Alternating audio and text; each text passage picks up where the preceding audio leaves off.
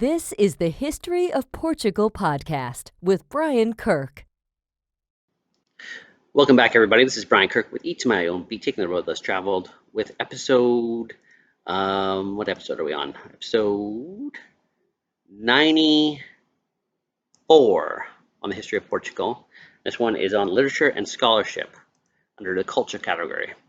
Córdoba was the cultural and intellectual center of Al-Andalus, with translations of ancient Greek texts in Arabic, Latin, and Hebrew. During the reign of Al-Hakam II, the Royal Library possessed an estimated 400,000 to 500,000 volumes.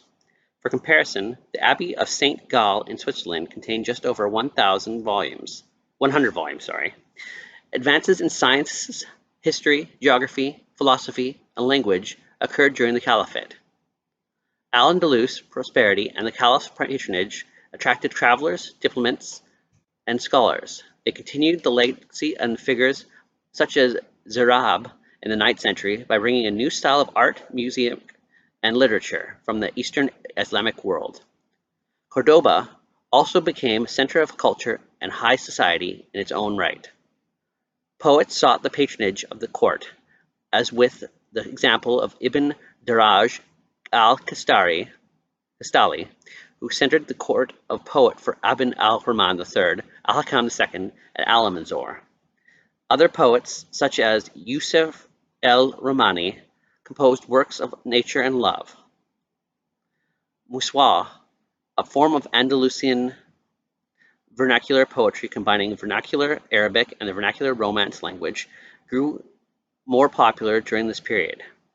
Writers also began to compose histories devoted to the Umayyad dynasty of Al-Andalus, such as the Ahmad al-Khwarizmi History of Rulers of Al-Andalus.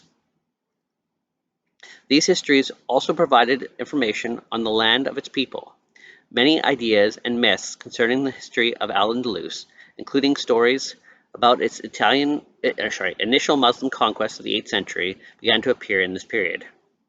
Christians and Jews contributed to the intellectual and cultural spheres of Al-Andalus, although this required that the publicity respected a higher status of the Arabic language and the Islamic religion. Hasdai ibn Sharput was one of the most well-known Jewish figures of this time. In addition to serving the Caliph's court and being highly versed in the Arabic culture, Hasdai was also a patron of Hebrew scholarship. He was determined to establish a Jewish community of Al-Andalus as independent from the Jewish academies of Baghdad and Middle East, which helped bring about the golden age of Jewish culture in the region. By contrast, Latin culture of Al-Andalus declined as a local Christian became increasingly Arabicized. The Latin language was retained in liturgy.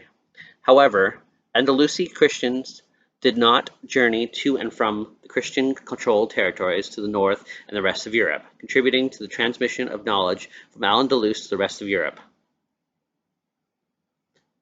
Some upper-class women also had the resources to receive and educate and participate in higher culture in the domains of poetry and even religion.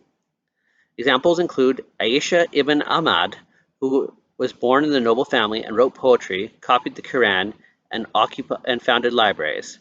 Lubna, a slave in the service of Al-Hakam II, served at one of the Caliph's scribes for secretary and librarian.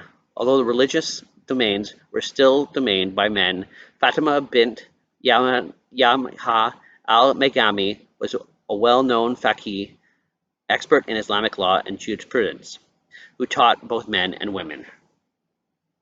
So until next week, keep eating to your own beat, take the road less traveled, and have a great day.